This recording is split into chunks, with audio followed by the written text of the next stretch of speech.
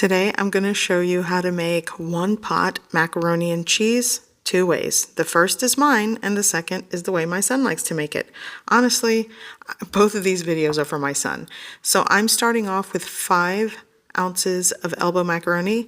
Here I have equal parts cheese to macaroni, so 5 ounces of sharp cheddar cheese and American cheese, 3/4 of a cup of evaporated milk, and I'm also going to use around 1.5 cups of water.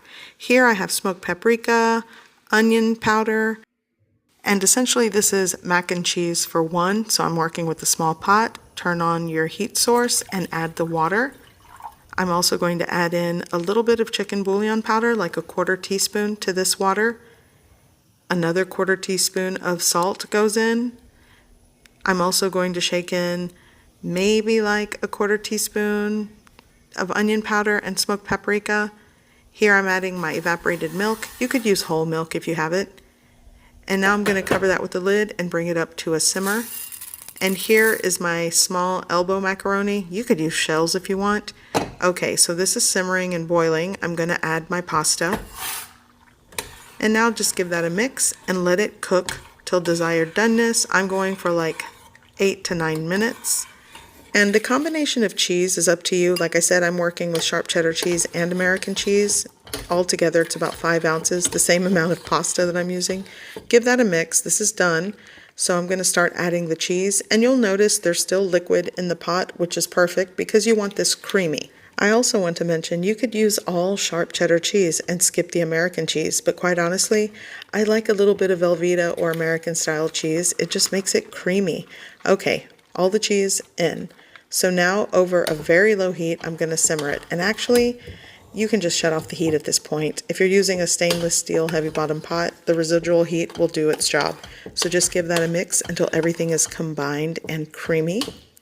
Some people like to add a knob of butter in. You could totally do that. But what I'm going to do is add a little bit of table cream. This is Mexican style table cream.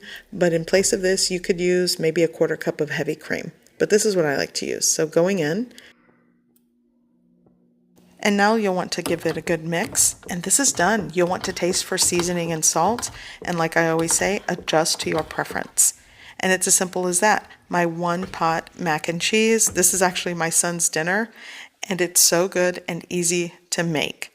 But let me show you his version. And this was his idea of editing.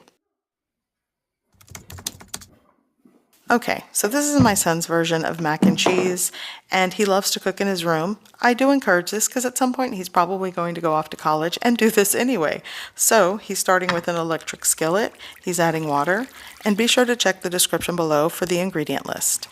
And his whole milk, like I said, I love to use evaporated milk, but when he made this, it was whole milk. And then he likes to add all the seasonings. It's onion powder, smoked paprika, salt, a little bit of pepper, and then just crank that up. And he just likes to bring it to a simmer. Essentially, it's the same way I just did the first version, but this one's in an electric skillet because he loves to cook in his room.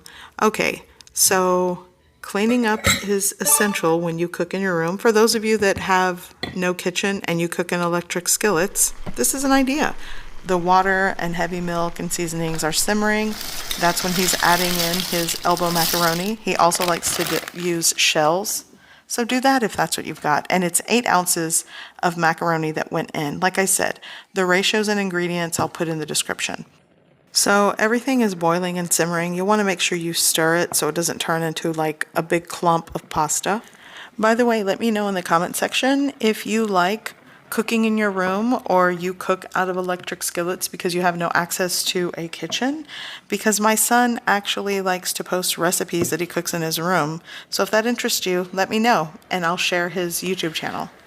So the pasta has cooked for about 10 minutes. So this is what it looks like. Now he's going to add a 1/4 cup to a 1/2 cup of heavy cream. Like I said, Mexican table cream is what I keep in my fridge, so that's probably what he's using here. And just give that a good mix. And now it's time to add all of the cheese.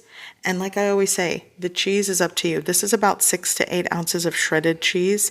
He's using mild and American style cheese. It just makes things creamy. I know cheese enthusiasts just cringe at Velveeta or American cheese, but it really does. A less aged cheese or a processed cheese does make for a very creamy consistency when it comes to mac and cheese. Okay, so give that a mix until everything is combined, melty, and creamy.